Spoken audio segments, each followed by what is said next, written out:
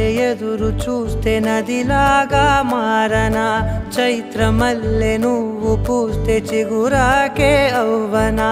నన్నే వరించే యువరాజును అంట నీ యువరాజు